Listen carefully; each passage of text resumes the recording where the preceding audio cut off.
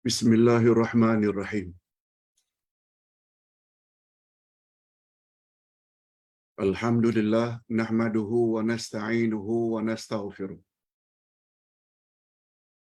Wa na'udzu billahi min shururi anfusina wa min sayyiati a'malina. Man yahdihillahu fala mudilla lahu wa man yudlil fala hadiya lahu. Ashhadu an la ilaha illallah wahdahu la syarika lahu wa ashhadu anna Muhammadan abduhu wa rasuluh la nabiyya ba'dah. Allahumma salli wa sallim ala nabiyyina Muhammad wa ala alihi wa sahbihi ajma'in, amma ba'd.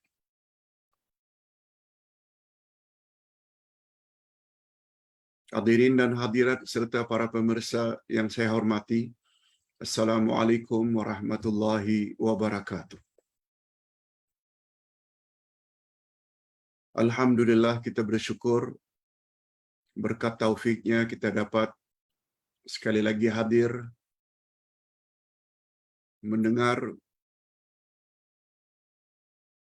tafsir Al-Quran pada pagi ini di bawah tajuk Tiada kematian melainkan dengan izin Allah.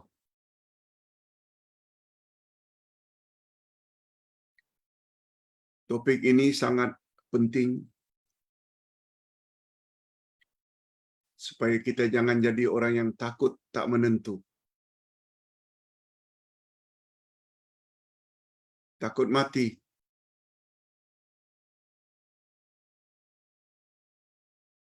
Jangan bimbang, kematian tidak akan datang kecuali dengan izin Allah, dengan kehendak Allah.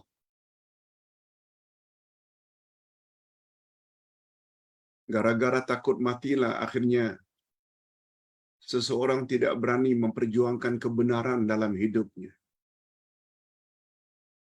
Takut mati. Kalau mati pun, mati dalam keadaan baik, dalam peperangan, mati syahid.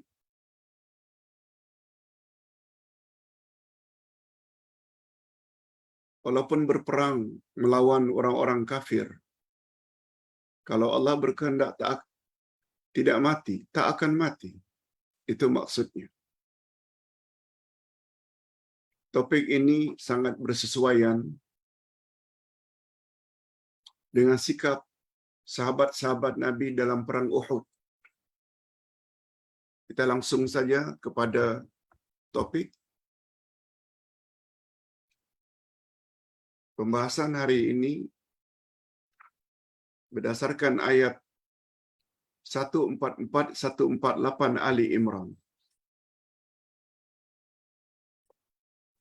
Langsung saja kepada tafsiran ayat. Dalam ayat sebelum ini telah diterangkan bahawa keadaan umat Islam yang turut bertempur dalam perang Uhud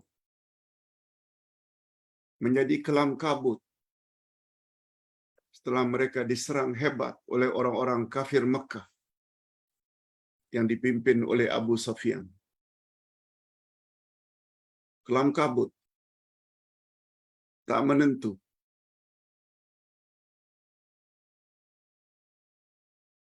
Dikala itu, ada di antara mereka yang lemah imannya, mohon jasa baik Abdullah bin Ubay, ketua munafik Madinah.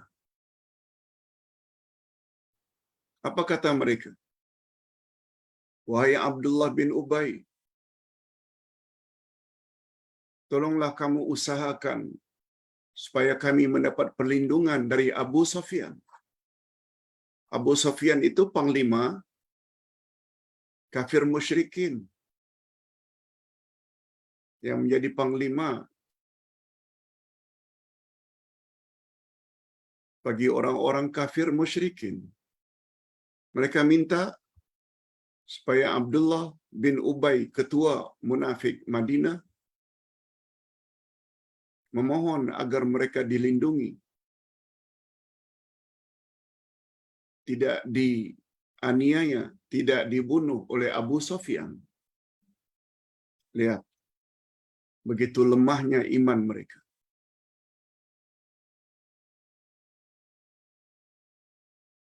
Malahan ada di antara mereka yang berkata, malah berteriak, kalau Muhammad mati dalam perang Uhud, mari kita ramai-ramai kembali kepada agama asal, menyembah berhala. Na'udzubillahi min dzalik. Bayangkan betapa lemahnya iman umat Islam ketika itu. Dalam keadaan seperti ini, salah seorang sahabat Nabi yang bernama Anas bin An-Nadar. Anas bin Nadar, sahabat Nabi, lalu berteriak, andai kata Muhammad terbunuh, maka Tuhan Muhammad tidak akan terbunuh. Allahu Akbar. Kalau Muhammad dalam peperangan Uhud ini terbunuh, kalau Tuhan Muhammad tidak terbunuh, untuk apa kamu hidup sesudah terbunuhnya Rasulullah sallallahu alaihi wasallam? Lalu beliau pun mengajak orang-orang yang beriman lainnya, mari kita terus berperang sampai mati. Mari kita berperang walaupun baginda Rasul wafat. Begitu semangat. Lalu Anas bin An-Nadar ambil pedang, berdoa kepada Allah, minta ampun kepada Allah, karena perkataan rakan-rakannya yang lemah iman tadi. Antara lain minta perlindungan dari Abu Sufyan. Antara lain berkata, marilah kita kembali kepada agama asal jika Muhammad mati.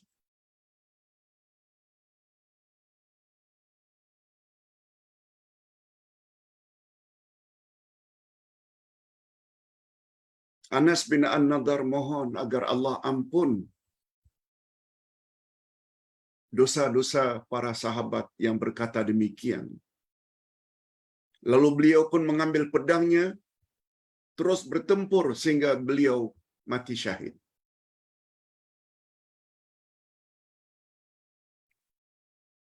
Anas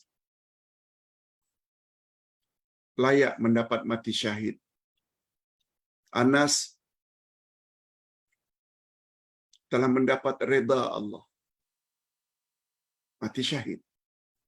Okey. Itu latar belakang mengapa turun ayat ini. Di bawah tajuk kematian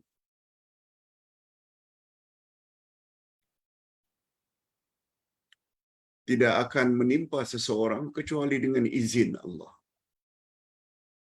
Okey, kita terus kepada tafsiran ayat. A'udzubillahi minasyaitonir rajim. Wa ma Muhammadun illa rasulun qad khalat min qablihi ar-rusul afa imma ta'aw qutilan qalabtum ala aqabikum wa man yanqalib ala aqibaihi falan yadurrallaha syai'a wa sayajzillahu syakirin. Terjemahan ayat. Muhammad itu tidak lain hanyalah seorang rasul. Sungguh telah berlalu sebelumnya beberapa orang rasul. Muhammad bukan rasul pertama. Ramai sebelum baginda rasul-rasul yang diutus oleh Allah. apakah jika dia wafat atau dibunuh, kamu berbalik ke belakang, yakni murtad? Ini dipertanyakan oleh Allah. Barang siapa yang kembali ke belakang, yakni murtad,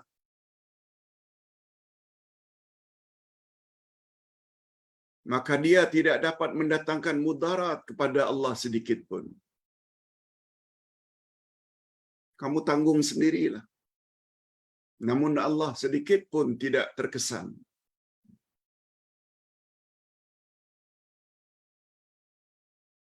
Dan Allah akan memberi balasan kepada orang-orang yang bersyukur. Tafsiran ayat, Allah nak menegaskan Muhammad itu bukan Allah.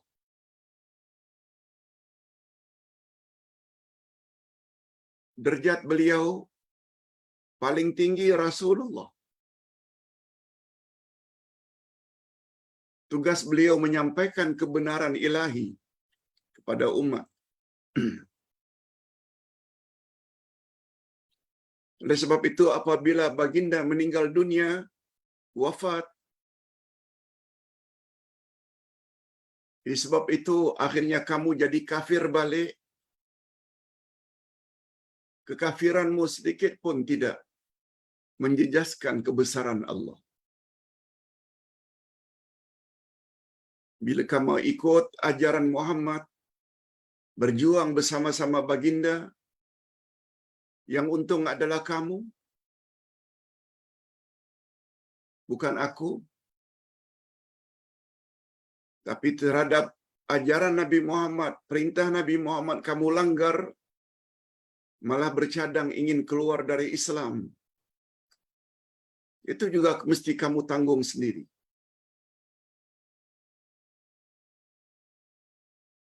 Itu maksudnya. Cuma sebagai tambahan. Nabi Muhammad sallallahu alaihi wasallam tidak akan mungkin mati dibunuh. Sebagaimana rasul-rasul terdahulu. Walaupun semua rasul adalah maksum, terselamat daripada berbuat dosa, silap dan salah, semua rasul, termasuk Nabi Muhammad, tapi maksum Nabi Muhammad ada kelebihan yang tak ada pada rasul-rasul terdahulu, yaitu terpelihara daripada mati dibunuh. Apa sebab? Sebab baginda rasul adalah rasul terakhir. Setelah baginda tidak ada rasul lagi. Ia akan menyempurnakan ajaran Nabi Muhammad sallallahu alaihi wasallam. Beza halnya dengan rasul-rasul terdahulu. Kalau ada yang mati dibunuh seperti Zakaria dan anaknya Yahya, datang lagi rasul berikutnya untuk menyempurnakan ajaran rasul-rasul yang terbunuh. Tetapi untuk Nabi Muhammad, no.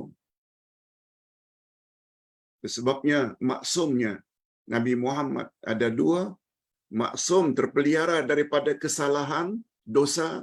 Yang kedua, terpelihara daripada mati dibunuh atau mati sebelum tiba masanya. Walaupun kita tahu baginda Rasul sallallahu alaihi wasallam telah meninggal dunia. Itu sebabnya sebelum beberapa hari sebelum baginda meninggal turun ayat terakhir, yaitu ayat 2 dari surat Al-Maidah. Al-yauma akmaltu lakum dinakum wa atmamtu alaikum ni'mati wa raditu lakumul Islam madina.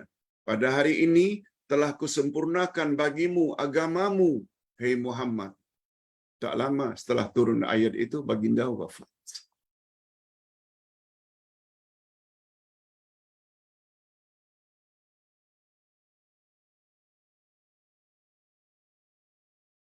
Kita sambung dengan ayat berikutnya.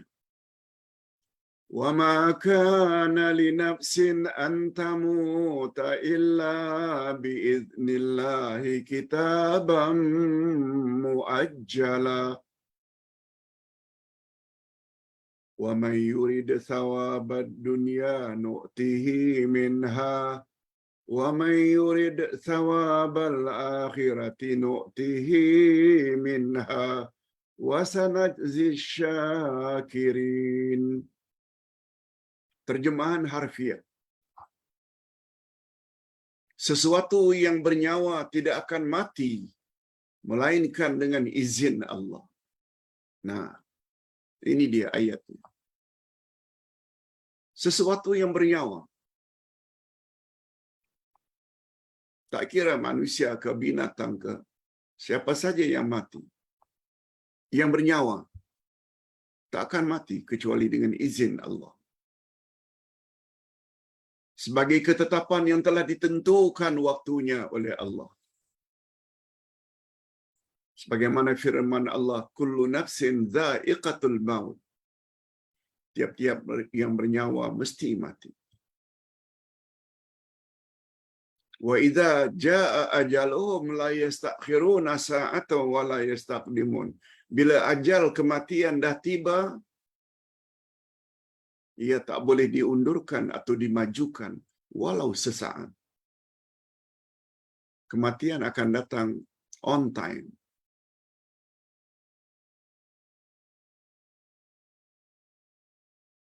Barang siapa yang menghendaki pahala dunia, niscaya kami berikan kepadanya pahala dunia.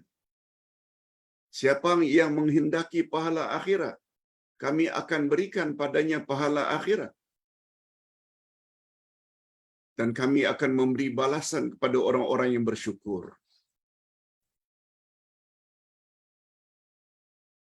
Hadirin dan hadirat, walaupun pada asalnya ayat ini turun menegur sikap orang-orang yang lemah imannya dalam perang Uhud. Walau itu sebab mengapa turun ayat ini. Menegur sikap sahabat yang lemah imannya dalam perang Uhud. Tapi ingat kaedah utama dalam ilmu tafsir. Al-ibrah bi umumil alfaz la bi khususil asbab. Segala pengajaran dalam Al-Quran seumum lafaznya. Ia bukan khas untuk orang-orang yang karenanya ayat itu diturunkan. Maknanya pengajaran ayat ini am. Termasuk untuk kita.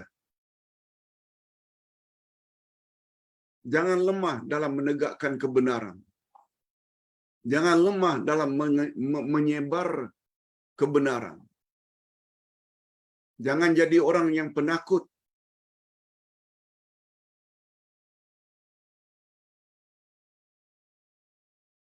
Walaupun diancam dengan kematian, akan dibunuh. Sebarkan kebenaran. Apalagi sekedar dipulaukan. Apalagi sekedar dituduh Wahabi. Zaman dahulu diancam dengan senjata. Namun mereka tak takut. Diancam tidak akan atau ditarik tauliah. Lalu diam. No. Sekali dua kali share video atau YouTube. Lalu komen sahabat. Lalu berhenti. Na'udzubillah. Mengapa selemah itu iman kita?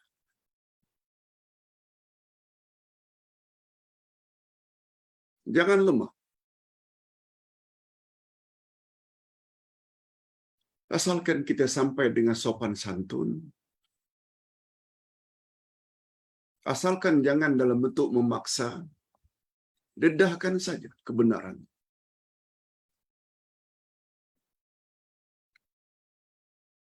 Kemudian apabila mendapat tamplakan atau pemulauan, sabar. Dia tidak akan berjalan lama, tak akan mungkin berjalan lama. Allah dah menjamin ayat 7 dari surat Muhammad. In tansurullah yansurkum wa yuthabbit aqdamakum. Bila kamu tolong agama Allah, yakni menyebar kebenaran, Allah pasti tolong kamu dan Allah akan kuatkan pendirian. Janji Allah. Tak percaya janji siapa lagi?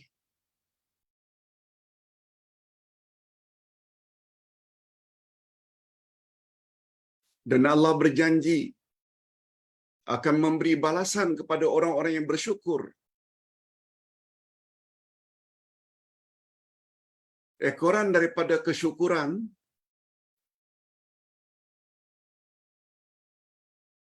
dipertingkatkannya ibadat dan kepatuhannya kepada Allah.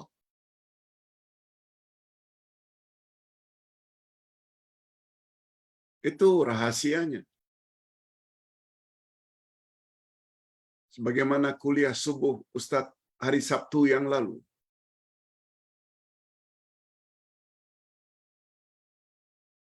Bila kita dapat nikmat, kita syukur. Dan syukur mestilah diserlahkan dalam bentuk ketaatan kepada Allah.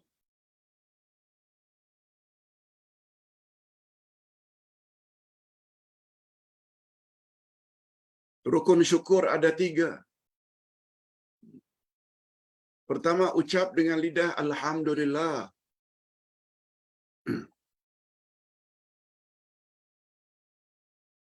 Yang kedua, iktiraf dalam hati. Nikmat yang kita perolehi itu, terutama nikmat Islam dan nikmat iman, itu adalah anugerah ilahi. Dalam hati mesti ada pengiktirafan.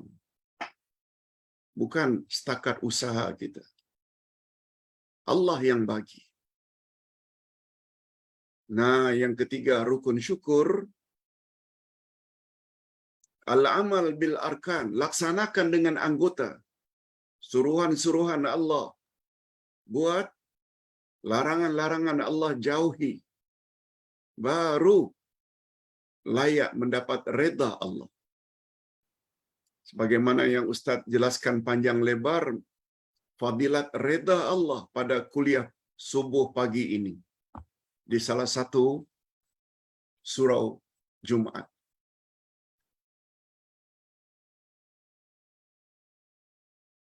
Bapak-bapak dan ibu-ibu serta para pemirsa perlu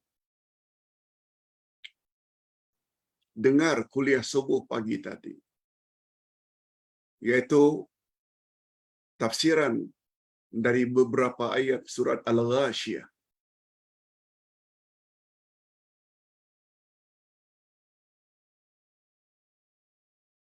Yang berdurasi lebih kurang hanya 45 minit. Sila dengar. Mudah-mudahan ada faedahnya. Rupanya orang-orang yang bekerja keras di atas muka bumi, tak semestinya mereka akan bahagia di akhirat kalau mereka tidak mendapat reda Allah. Reda Allah sangat mustahak. Nikmat yang paling tinggi, melebihi daripada nikmat syurga itu sendiri.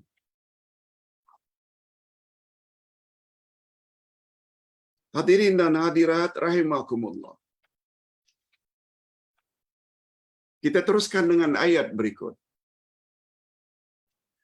Wa ka'ayyim min nabiyyin qatala ma'ahu ribbiyuna katsirun fama wahanu lima asabahum fi sabilillah wa ma dha'ufu wa mastakanu wallahu yuhibbus sabirin.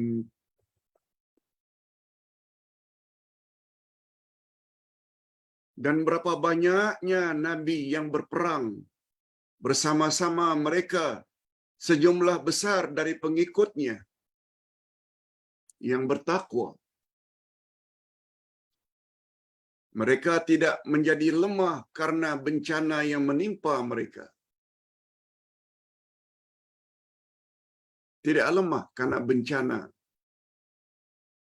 menimpa mereka seperti luka dan lain-lain. Sebab mereka berjuang di jalan Allah. Mereka juga tidak lesu dan tidak pula menyerah diri kepada musuh. Oh, ini orang yang beriman. Allah menyukai orang-orang yang sabar.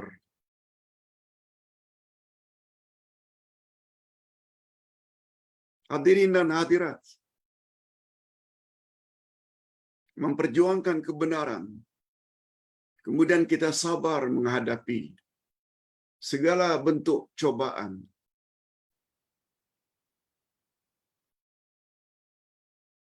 Sangat tinggi derajat orang tersebut di sisi Allah Azza wa Jalla. Apa sebab? Allah berjanji akan tolong orang-orang yang sabar.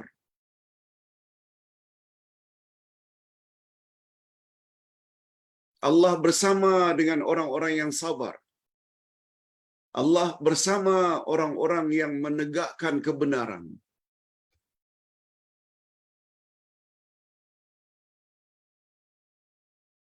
Itu sebabnya dalam ilmu akidah ada satu bab. Bab itu namanya Babul Ma'iyah. Babul Ma'iyah maknanya bab kebersamaan Allah.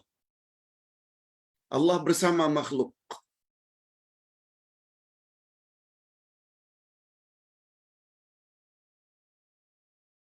Itu sebabnya Ustaz sebut di sini. Kebersamaan Allah kepada makhluk ada dua jenis. Ada dua jenis. Ada namanya Al-Ma'iyyatul Ammah. Al-Ma'iyyatul Ammah, kebersamaan am, kebersamaan umum. Ada satu lagi namanya Al-Ma'iyyatul Khassah, kebersamaan Allah secara khusus.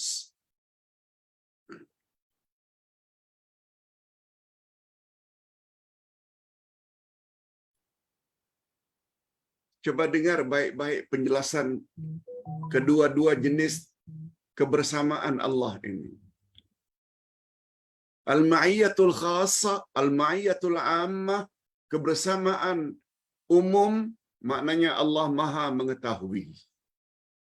Allah Maha melihat. Allah Maha mendengar. Allah Maha berkuasa. Itu Al-Ma'iyyatul Ammah. Dengan maksud Allah bersama semua makhluk. Tak kira dia Muslim atau non-Muslim. Tak kira dia orang yang taat pada Allah atau orang yang durhaka bergelumang maksiat. Allah bersama mereka.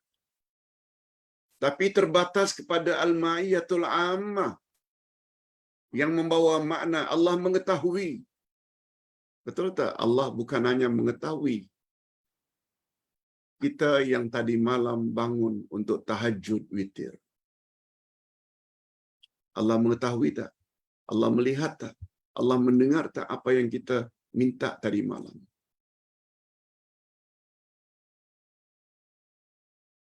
Allah juga bersama dengan orang-orang yang berbuat dosa. Siapa yang tadi malam berzina? Siapa yang tadi malam mencuri, merompak? Tak kira dia orang Islam ke, tak kira dia orang kafir, semua Allah tahu. Semua perbuatan mereka Allah lihat. Semua ucapan mereka Allah dengar. Yes. Itu namanya Al-Ma'iyyatul Ammah, kebersamaan Allah secara umum. Dia terbatas kepada Allah mengetahui, Allah melihat, Allah mendengar, Allah berkuasa. Allah tahu segala-galanya. apa yang dibuat oleh orang Islam atau apa yang dibuat oleh orang kafir. Tetapi tidak terhadap al-ma'iyyatul khassah, kebersamaan Allah kepada orang-orang khas, seperti Allah bersama para rasul, Allah bersama para nabi, Allah bersama kepada wali-wali Allah, Allah bersama orang-orang yang sabar, Allah bersama orang-orang yang berbuat ihsan, Allah bersama orang-orang yang ikhlas.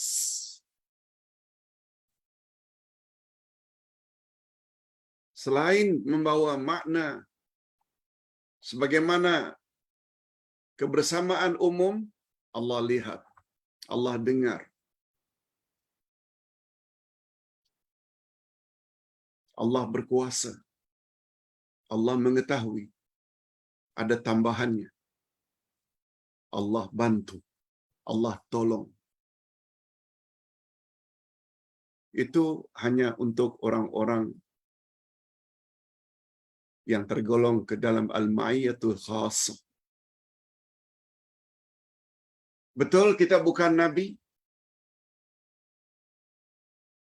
Betul kita bukan rasul? Tapi kita boleh sampai ke peringkat wali-wali Allah. Wali maknanya orang yang dekat dengan Allah. Syarat untuk jadi wali dua saja, iman dan taqwa. Kita mantapkan iman, kita pertingkatkan ketakwaan, sebab makna takwa buat suruhan Allah, jauhi larangannya.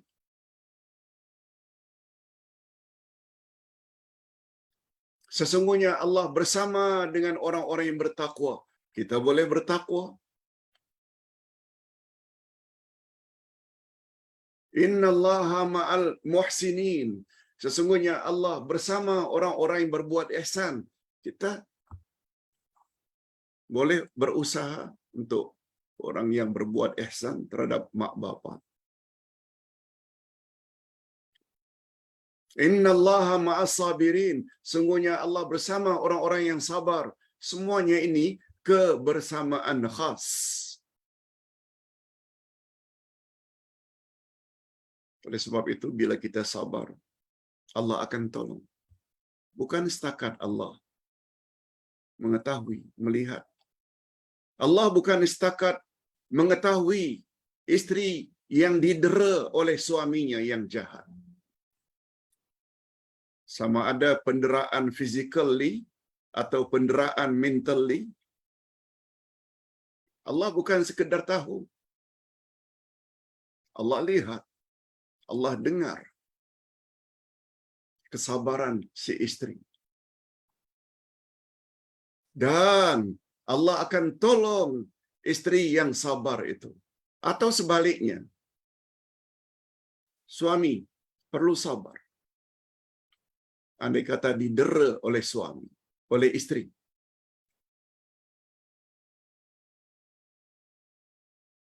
Sabar. Walau selalu mendapat leteran.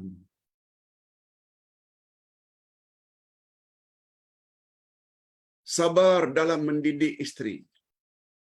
Sabar. Apa yang kita suruh tak dibuat, apa yang kita larang dia langgar, sabar. Innallaha ma'as sabirin. Kita lakukan itu sebab Allah yang suruh. Ayat 6 dari surat At-Tahrim. Ya ayyuhalladzina amanu taqullah. Ya ayyuhalladzina amanu qu anfusakum wa ahlikum nara. Orang-orang beriman, jaga dirimu dan jaga ahli keluargamu dari api neraka. Kita suruh salat, kita suruh tutup aurat. Wajib disuruh, tak boleh diam. Lalu mereka ingkar. Sabar.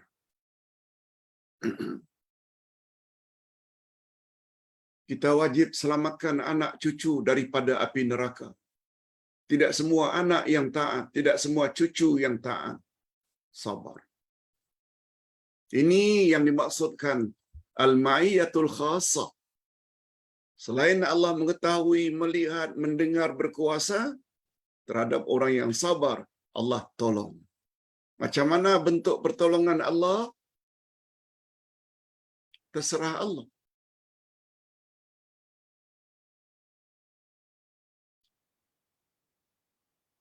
Kita teruskan dengan ayat berikut. وَمَا كَانَ قَوْلُهُمْ وَمَا كَانَ قَوْلَهُمْ إِلَّا أَنْ قَالُوا رَبَّنَا اغْفِرْ لَنَا ذُنُوبَنَا وَإِسْرَافَنَا فِي أَمْرِنَا وَثَبِّتْ أَقْدَامَنَا وَانصُرْنَا عَلَى الْقَوْمِ الْكَافِرِينَ.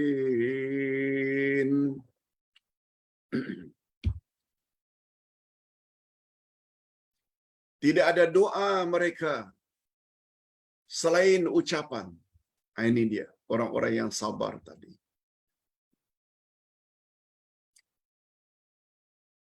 Dalam jalan Allah, mulut mereka selalu berdoa dengan doa ini. Bapak-bapak dan ibu-ibu, mari kita amalkan selalu doa ini. Lebih lagi, kita yang ingin menyampaikan kebenaran kepada kaum kerabat, kepada kawan-kawan, lalu mendapat tamplakan atau pemulauan, cemohan, jangan lupa baca doa ini. Rabbana ighfir lana dzunubana wa israfana fi amrina wa tsabbit aqdamana wansurna 'alal qaumil kafirin. Apa bunyi doanya?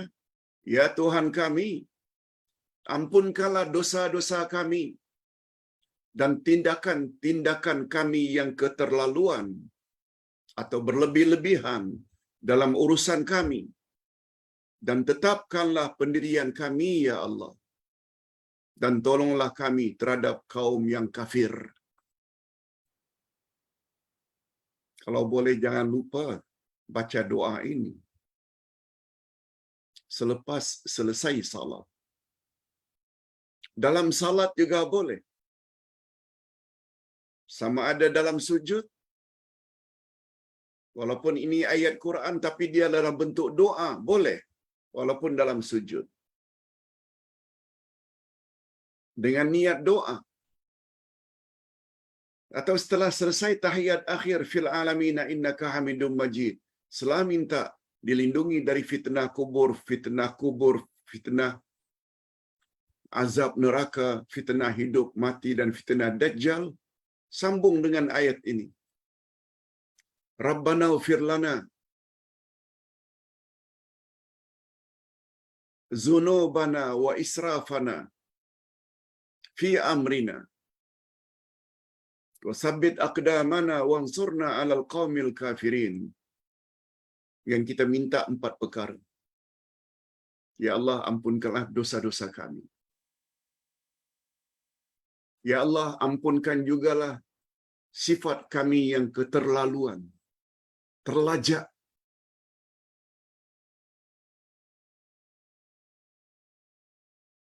Yang ketiga, tetapkanlah pendirian kami di atas kebenaran. Yang keempat, tolonglah kami, ya Allah, mengalahkan orang-orang kafir itu.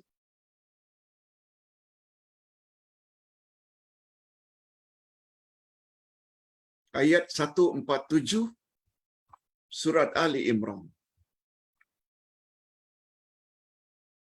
Ini datang daripada Allah. Doa ini Allah yang ajar. Allah menceritakan, itulah doa orang-orang yang kuat imannya dalam perang Uhud. Jadilah orang-orang yang kuat dalam perang Uhud imannya. Jangan ikuti jejak langkah orang-orang yang lemah imannya. Bercadang tak murtad bila Muhammad mati. Minta perlindungan pada orang-orang kafir. Itu semua tanda-tanda lemah iman. Sebagaimana mereka minta supaya Abdullah bin Ubay, ketua munafik, mohon pada Abu Sufyan supaya jangan perangi mereka. Tolong lindungi mereka. Wujud tak hari ini, orang Islam justru bekerja sama dengan orang-orang kafir.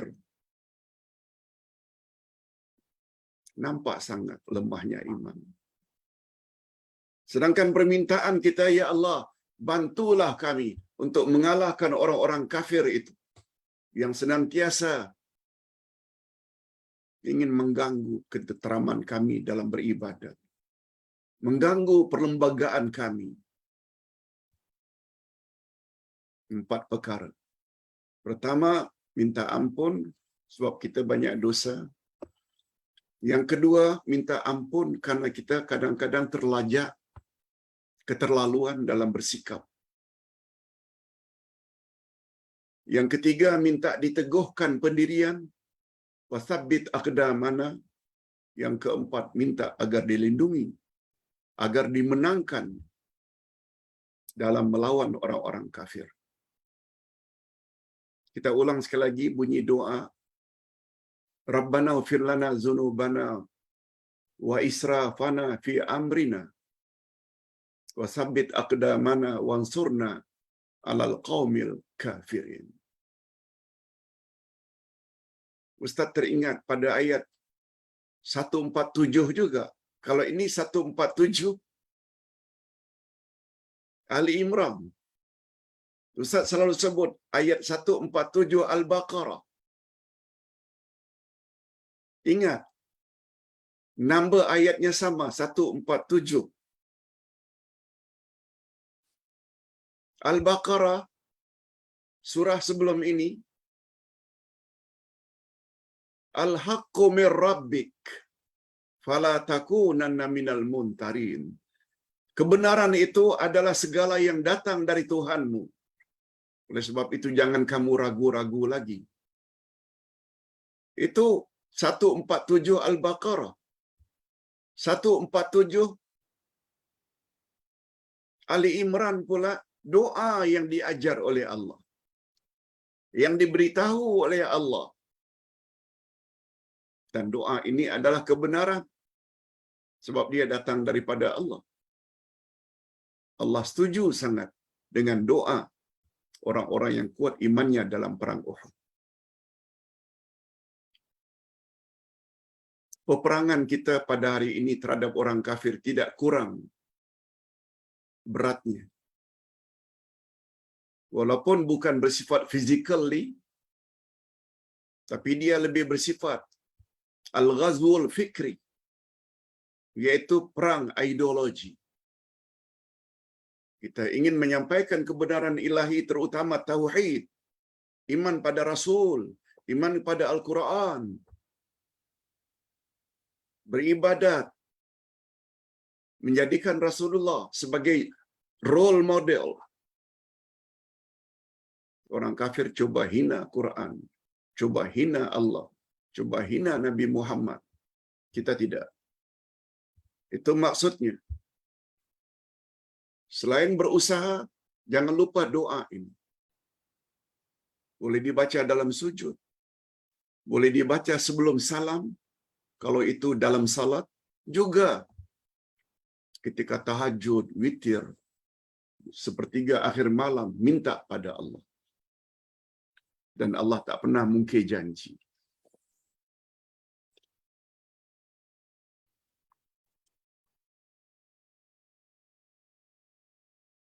Di dalam doa di atas terdapat beberapa bimbingan. Dalam doa yang tadi kita baca, terdapat beberapa bimbingan. Bagaimana seharusnya kita berdoa supaya doa itu lebih dikabulkan oleh Allah. Dia ada falsafah dalam doa itu. Ada hikmah, ada rahasia supaya doa kita lekas dikabulkan oleh Allah. Pertama sekali, awali doa dengan minta ampun pada Allah. Betul tak? Ayat itu diawali Rabbana ighfir lana dzunubana. Ya Allah, ampunkanlah dosa-dosa kami. Apa sebab? Ia memberi isyarat. Kalau kita berdoa pada Allah sedangkan kita banyak buat maksiat, banyak buat dosa, besar kemungkinan doa kita Allah tak kabul. Itu sebabnya kita awali dulu dengan Rabbana ighfir lana dzunubana.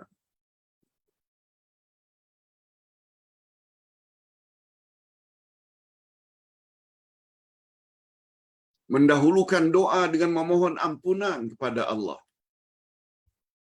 Hal ini menunjukkan bahawa dosa maksiat adalah di antara faktor yang boleh membawa kekalahan.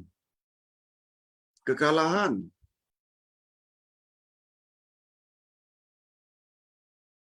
Sebaliknya ketaatan dan istiqamah pula faktor yang boleh membawa kepada kemenangan dan kejayaan. Istiqamah. Taat. Itu sebabnya sebelum kita berdoa, kita salat dulu. Sebelum kita berdoa, kita baca Quran dulu. Itu semua adalah ketaatan. Sebelum kita berdoa, kita bersedekah dulu. Cepat dikabulkan oleh Allah. Itu namanya bertawasul dengan amal-amal saleh. Yang kedua, dengan istighfar dulu, membuat doa kita cepat dikabulkan oleh Allah. Ingat selalu doa Nabi Yunus dalam perut ikan. La ilaha illa anta subhanaka inni kuntu minaz zalimin.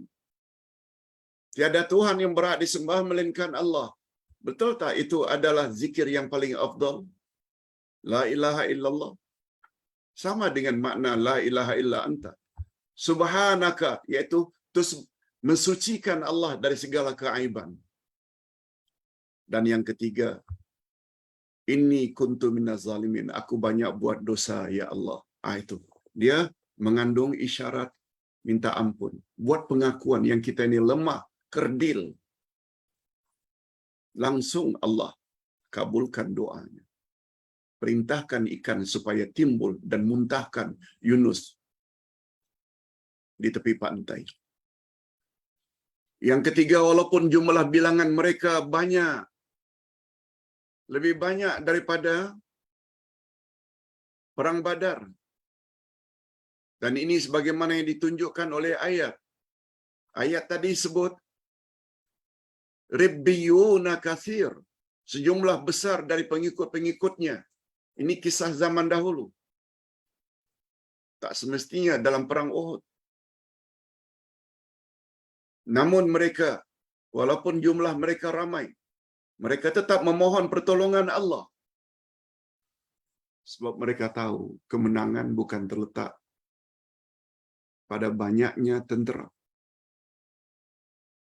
Kemenangan bukan hanya terletak kepada lengkapnya persenjataan, canggihnya persenjataan. No. Kemenangan sangat tertakluk pada kehendak Allah. Berapa banyak orang yang sedikit menang melawan tentera-tentera yang ramai. Itu sebabnya mereka minta ampun pada Allah. Berdoa pada Allah. Sebab yang menentukan kemenangan dan kekalahan hanya Allah Azza wa Jalla. Buktinya, dalam perang Badar umat Islam lebih sedikit. Tapi dimenangkan Allah. Ada tak kaitannya dengan keikhlasan, kesabaran? Yes.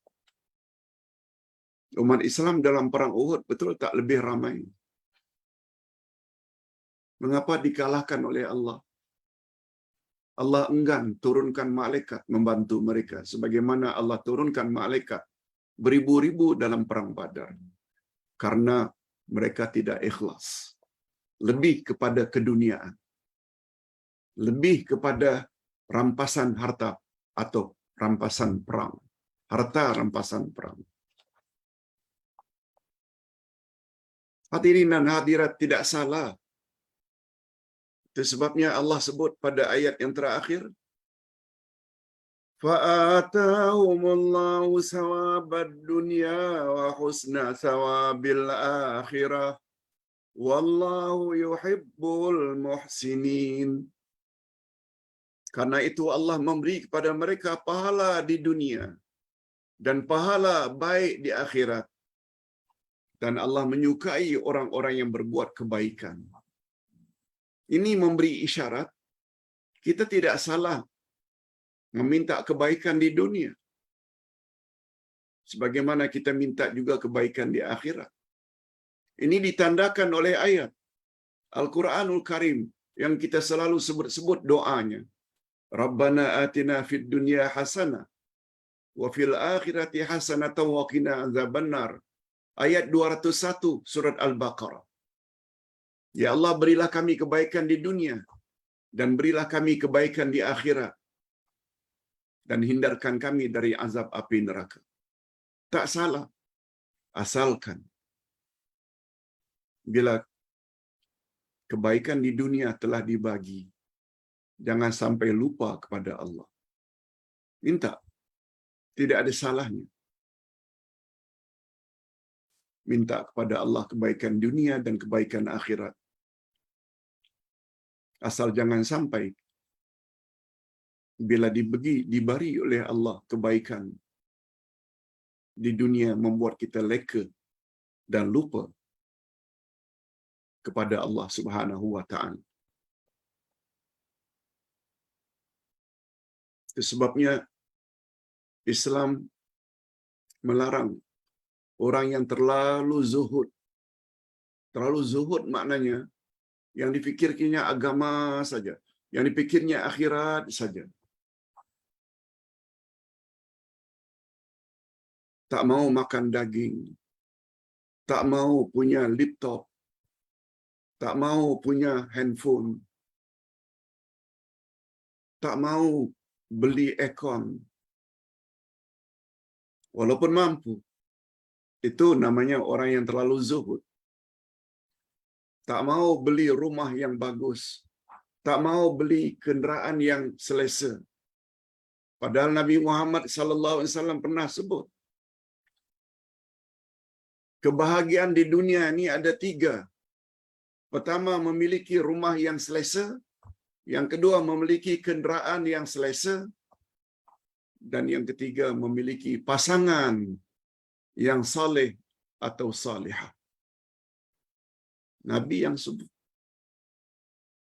Sebabnya tak tepat. Orang yang semuanya tak boleh. Makan daging pun tak boleh. Padahal Nabi Muhammad sallallahu alaihi wasallam adalah menjadi kegemaran beliau makan paha kambing yang dipanggang. Paha kambing yang dipanggang itu adalah menjadi kegemaran Nabi Muhammad sallallahu alaihi wasallam. Kita pula kata, enggak, saya enggak zuhud. Bukan begitu caranya kita beragama. Itu sebabnya ilmu perlu ditambah dari semasa ke semasa. Hadirin dan hadirat rahimakumullah. Berikut ini kita akan jawab beberapa pertanyaan. Nah, pertanyaan yang pertama ini ada kaitannya dengan redha Allah. Pak Ustaz, tadi pagi saya dengar Ustaz dalam kuliah subuh menyebut tentang redha Allah.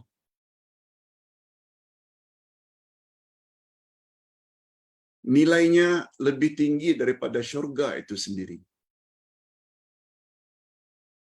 Macam mana cara untuk mendapat redha Allah, Pak Ustaz?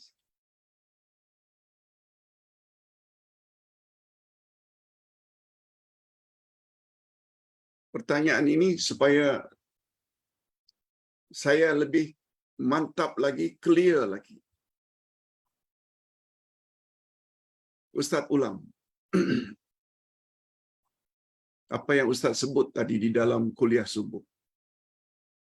Nah, sebelum lupa, Ustaz galakkan sangat. Setiap kita perlu dengar YouTube kuliah subuh pagi tadi. Ustaz kebetulan dapat inspirasi atau ya spontan sebab imam membaca surat Al-Ghasyiyah, iaitu tentang hari kiamat. Sebelum itu Ustaz sebut,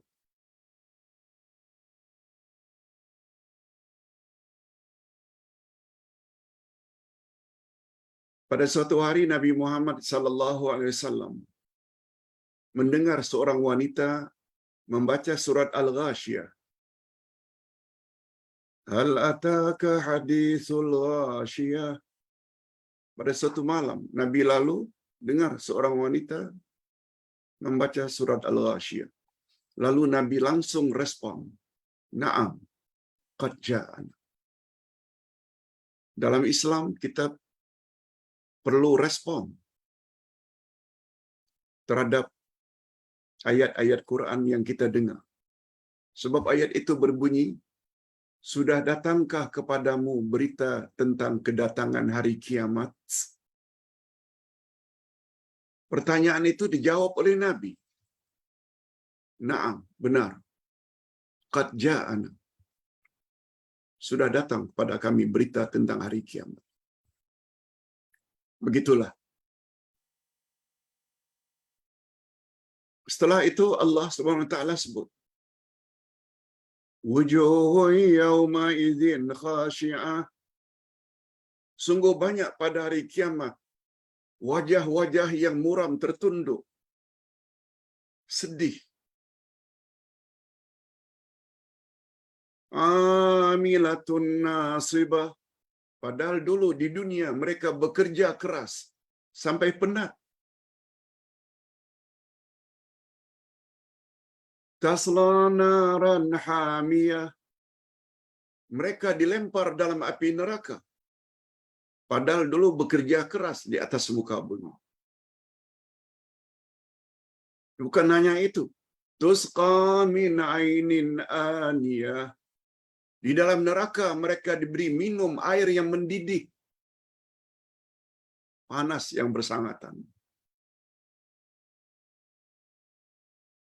Laisa lahum ta'amun illa min dari'. Mereka tidak diberi makan selain minum air mendidih. Mereka diberi makan duri-duri tajam. La yusminu min wala yughni min ju'. Bila air panas mendidih diminum dan duri-duri tajam dimakan, tidak akan dapat menggemukkan badan mereka dan tidak pula dapat menghilangkan rasa lapar mereka. Timbul pertanyaan. Mengapa begitu, Pak Ustaz? Nasib orang di akhirat nanti. Wajahnya sedih, menunduk, khasyi'ah. Dia ada kaitan dengan khusyuk. Khusyuk dalam salat kan mata kita menunduk melihat tempat sujud. Khasyi'ah. Yang ini bukan bab itu. Ada orang yang tertunduk, wajahnya muram, sedih pada hari kiamat. Padahal dulu dia banyak bekerja keras sampai penat. Tapi balasannya dimasukkan dalam api neraka, diberi minum air yang mendidih, diberi makan duri-duri tajam. Kita tak tahu apa sebabnya. Tapi sebabnya disebutkan oleh Allah pada ayat berikut. Wujuhun yawma idzin na'imah. Pada hari itu juga banyak orang yang wajahnya berseri-seri. Naimah dari kata nikmat. Betul tak orang bila dapat nikmat terserlah pada wajahnya ceria. Senyum selalu. Karena nikmat. Wajah ni ada kaitannya dengan hati. Hati senang, terserlah pada wajah. Mengapa golongan kedua ini wajahnya berseri-seri? Allah sebut, lisa'iha radiyah. Mereka merasa puas dan reda terhadap usaha yang selama ini mereka lakukan. Li karena sa'i usaha. Usaha-usaha mereka mendapat reda Allah. Dulu rajin salat, dulu rajin puasa, dulu rajin infak, sedekah, wakaf, dulu rajin menghadiri majlis ilmu, dulu rajin baca Quran, zikir. Allahu Akbar. Nah, kalau begitu, wajah orang-orang tersebut menjadi ceria, mesra, ceria, gembira, disebabkan karena usaha mereka dulu di dunia diredai oleh Allah. Ini memberi isyarat secara tersirat. Orang yang wajahnya muram dan tertunduk itu, walaupun mereka bekerja keras di atas muka bumi, tapi sayangnya kerja-kerja mereka tidak diredai oleh Allah. Bekerja keras, rasuah, sehingga memiliki harta berjuta-juta dengan mudah. Padahal pekerjaan itu dilarang oleh Allah, dilarang oleh Rasul. Di dunia lagi dah nampak sebelum di akhirat. Pemimpin-pemimpin yang zalim, menzalimi rakyat, buat suka-suka hati pada rakyat. Ingat ya, Nabi bersabda, segala dosa umatku, Allah tangguhkan azabnya di akhirat. Bukan sebagaimana umat dahulu, buat dosa, Allah turunkan azab on the spot. Sebagaimana yang dialami oleh umat Nabi Nuh, banjir besar semuanya mati, kecuali orang-orang beriman yang ada dalam bahtera. Hatta isteri dan anak Nabi Nuh pun mati.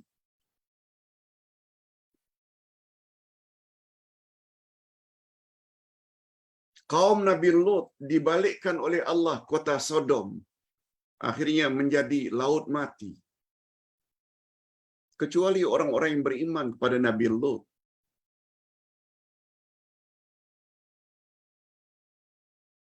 Tetapi orang-orang yang durhaka, termasuk isteri Nabi Lut, hancur. Apa sebab? Mereka mengamalkan homoseksual. Wahai pembela-pembela LGBT, bertobatlah segera. Sebab Allah sangat murka dengan sikap demikian. Jadi ringkasnya, walaupun mereka bekerja keras, seperti orang-orang kafir, siang malam celik mata saja yang diingatnya dunia, duit. Kita bukan tak fikir, tapi celik mata kita ambil untuk salat beberapa rakaat, baca Quran, berdoa.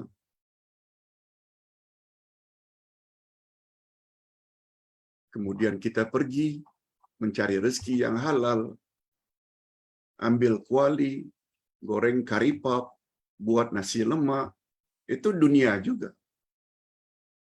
Tak jadi masalah, asal seimbang. Hadirin dan hadirat, jadi rupanya mendapat reda Allah ini ketika di dunia ini sangat mustahil. Itu sebabnya doa kita selalu mohon, Allahumma inni as'aluka ridaka wal jannah. Ya Allah, aku mohon mendapat redamu dan syurga. Reda disebut dahulu, baru syurga. Sebab apabila seorang tidak mendapat redha Allah, jangan mimpilah nak masuk syurga. Begitu juga kita mohon, wa a'udzubika min sakhatika wan nar. Aku mohon dilindungi dari murkamu dan nerakamu. Kita minta dilindungi dari murka Allah dulu, baru neraka. Sebab bila dapat murka Allah, memang neraka tempatnya. Ustaz terlupa tadi tidak sebut. Umat Nabi Muhammad, bila buat dosa, apapun dosa, Allah akan delay azabnya di akhirat, bukan di dunia. Supaya mereka segera taubat. Cuma kata Nabi, kecuali 2 dosa, yang Allah akan nampakkan di dunia lagi sebelum di akhirat. Pertama, uququl walidain. Durhaka pada mak bapak. Yang kedua, pemimpin-pemimpin yang zalim. Suka menganiaya rakyat, suka menzalimi rakyat, memerintah secara tidak adil. Terlepas percaya atau tidak cerita si malim kundang atau si tanggang, tapi anak yang durhaka pada mak bapak memang tidak akan mendapat redha Allah. Apalagi Nabi Muhammad bersabda, redha Allah padamu sangat tergantung pada redha ibu bapakmu padamu, dan murka Allah kepadamu sangat tergantung sampai di mana murka ibu bapakmu kepadamu.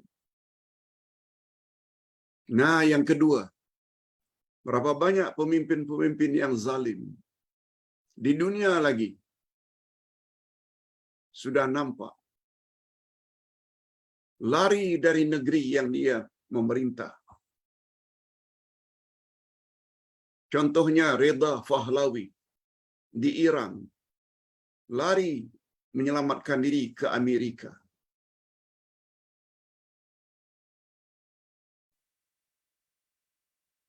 Idi Amin di Uganda, menyelamatkan diri minta perlindungan suaka di Arab Saudi.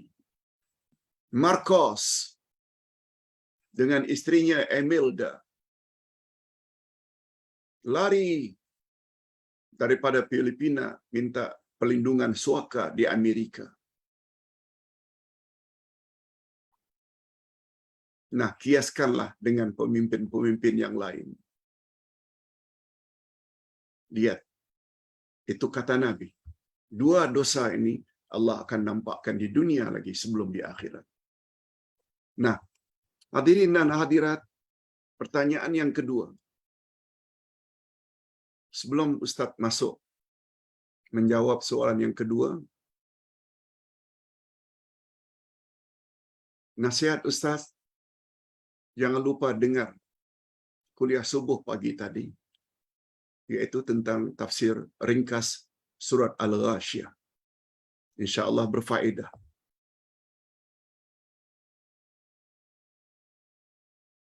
Pertanyaan yang kedua, Pak Ustaz,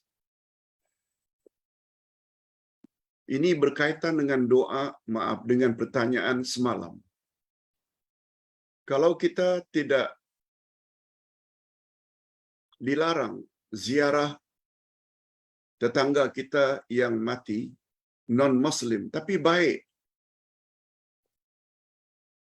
Ustaz dah jawab semalam, tidak dilarang. Sayyidina Ali saja dibenarkan oleh Rasul ketika memohon untuk menyelamatkan atau buat kerja-kerja pengkebumian ayahnya Abu Talib yang mati kafir. Tak salah. Sebabnya non-Muslim, sebagaimana yang Ustaz sebut semalam, tetangga ada 3 jenis. Ada tetangga yang memiliki 1 hak, ada tetangga yang memiliki 2 hak, ada tetangga yang memiliki 3 hak. Yang memiliki 1 hak, iaitu hak kejiranan. bila jiran kita orang kafir. Dia perlu mendapat penghormatan, dia perlu mendapat kedamaian, kita tak boleh ganggu suka-suka hati. Dia juga perlu rehat, dia juga ada anak kecil. Tak boleh buka radio sekuat-kuatnya sehingga mengganggu. Walaupun orang kafir.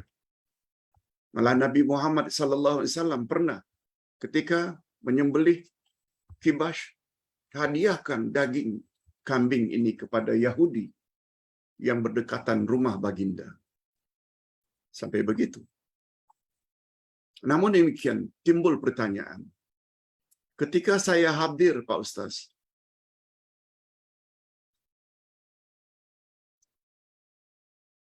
dan melihat jenazah tersebut yang dibuka wajahnya, macam umat Islam juga kadang-kadang dilihat di hadapan keluarganya. Karena saya datang, lalu kepada saya diberi bunga untuk ditabur.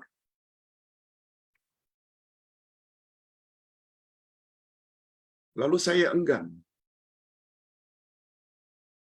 Kalau disuruh lagi, saya kata tidak. Tak lama kemudian datang pula yang lain. Dibagi saya segenggam beras untuk ditaburkan.